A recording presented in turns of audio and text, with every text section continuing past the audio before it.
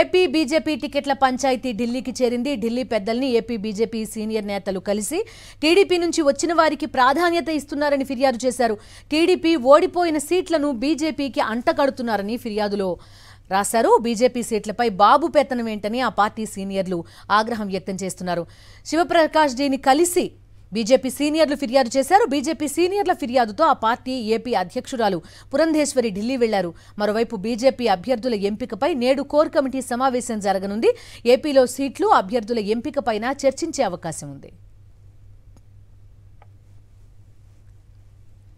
మా కరెస్పాండెంట్ వినాయకరావు ప్రస్తుతం విజయవాడ నుంచి లైవ్ లో సిద్ధంగా ఉన్నారు. ఒరిజినల్ బీజేపీ నాయకుల ఫిర్యాదులు, అదేవిధంగా పురంధేశ్వరి ఢిల్లీ పర్యటన వివరాలు అడుగుదాం. వినాయకరావు చెప్పండి, గతంలో లేఖ రాశారు, ఇప్పుడు ఫిర్యాదు చేస్తున్నారు.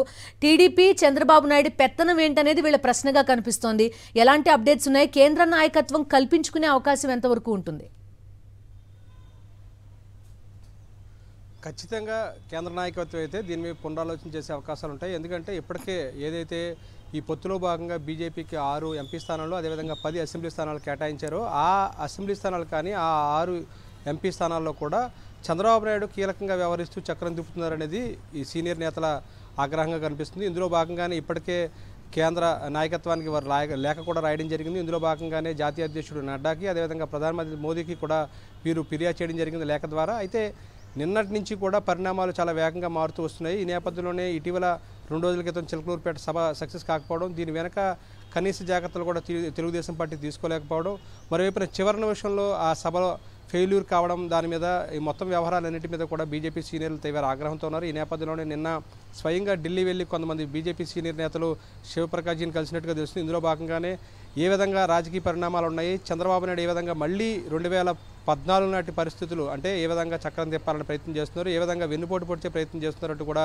వారు శివప్రకాష్ జీని కలిసి ఫిర్యాదు చేసినట్టు తెలుస్తుంది. ఇందులో భాగంగానే ఏదైతే సీట్లు దాదాపుగా 2.5 దశాబ్దాలుగా చంద్రబాబు నాయుడు అదేవిధంగా తెలుగుదేశం పార్టీ ఓడిపోతూ వస్తున్న సీట్లను బీజేపీకి అంటగట్టే ప్రయత్నం చేస్తున్నారు. ఇందులో భాగంగానే అప్రమత్తంగా వ్యవహరించాల్సిన అవసరం ఉంటుంది. అదేవిధంగా 6 పార్లమెంటు స్థానాల్లో కూడా ఏదైతే బీజేపీ కోరుతుందో ఆ 6 పార్లమెంటు కాకుండా వేరే పార్లమెంటు స్థానాలను కేటాయించే ప్రయత్నం చేస్తున్నారు అనేది కూడా వారు ఫిర్యాదు చేసినట్టు తెలుస్తుంది. ఇందులో భాగంగానే విశాఖపట్నం కావచ్చు, నరసాపురం కావచ్చు, ఏలూరు కావచ్చు, ఈ విధంగా కొన్ని కీలకమైన స్థానాలు ఏదైతే బీజేపీ కోరుతుందో ఆయా స్థానాలన్నింటి మీద కూడా వారు ఫిర్యాదు చేసినట్టు తెలుస్తుంది. దీనిలో భాగంగా చంద్రబాబు నాయుడు గత వెన్నుపోటు రాజకీయాల మీద ఇప్పటికీ కూడా అప్రమత్తంగా ఉండాలంటూ కూడా శివప్రకాష్కి ఫిర్యాదు చేసినట్టు తెలుస్తుంది.